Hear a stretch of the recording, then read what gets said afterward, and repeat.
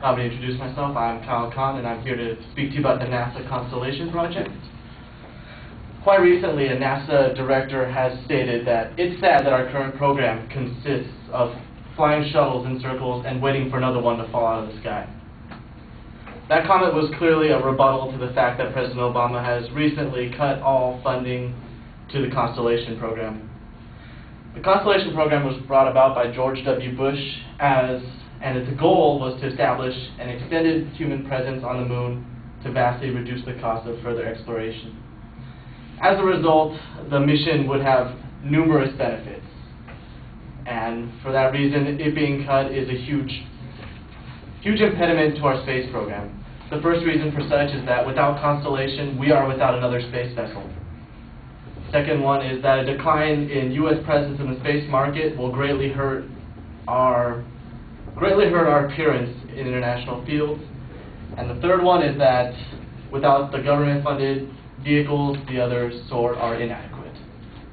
I'd first like to discuss with you the whole situation as it is currently. As of right now, we are using the space shuttle. Unfortunately, the space shuttle has long run its course, and May 31st, 2010 will be the last flight of Space Shuttle Endeavour. The Constellation program was created as kind of a replacement to the space shuttle. However, its cancellation proves that we aren't going to have any U.S. vessels to be transporting our astronauts in the future. What we will do instead is we will actually rely on the Russians. At $50 million a seat, we will rely on the Russian spacecraft, which they have used since the Soviet era to take us into space. The vehicles also designed for the Constellation program would have numerous uses. It would arise three special vehicles. The Ares 1 is mainly for crew. The Ares 5 is a larger vessel used strictly for carrying cargo into space. And the Orion crew capsule. The multi-use crew capsule pretty much used to take crew to Mars, to Moon, and beyond.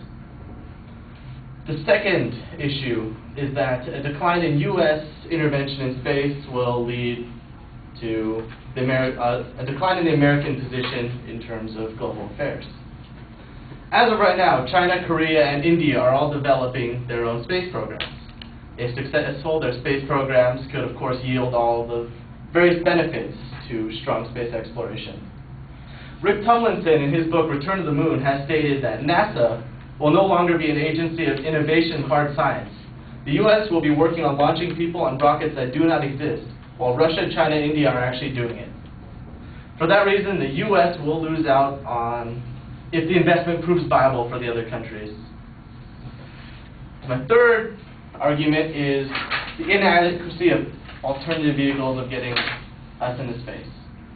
Our alternative to the Constellation program, as President Obama stated, was to find a bold new approach to human spaceflight that embraces commercial industry, forges international partnerships, and invests in the building blocks of a more capable approach to space exploration.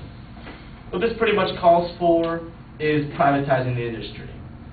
However, many experts do doubt that this is the case, as many private industries lack the funding that the federal government has to invest in the space program.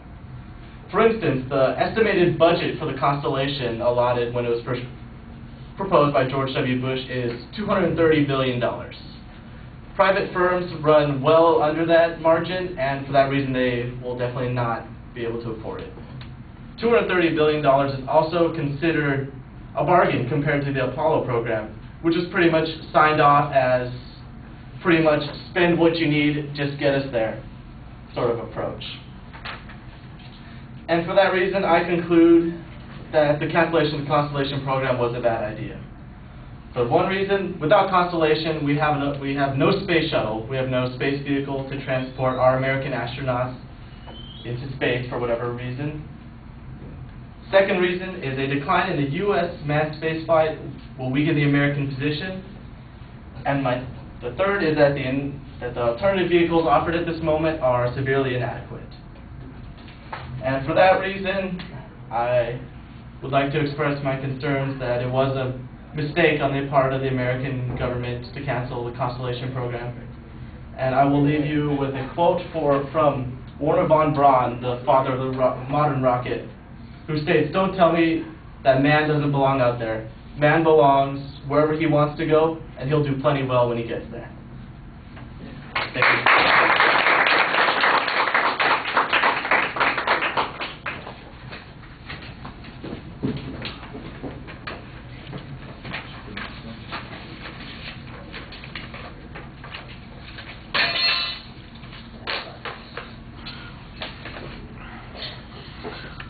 All right, you ID'd the topic. I like the introduction. I also like the quote that you have at the end, so that helps the presentation a bit. The claim is there. I think you want to highlight the claim, though, in the introduction a little bit more. You did have a good setup of what the contents were going to be. The phrasing on one of the claims, though, sounded awkward when you're presenting it. When you got into the speech, though, the signposting was also pretty clear, and the phrasing seemed a lot clearer there in the body of the speech. On the evidence, you had a couple of comparisons, a couple of pieces of factual data. I think you could use more information on the potential benefits and the sacrifices, especially on that point where you're talking about how all these other countries are going to be able to gain substantial advantage over us while we're sitting on our hands.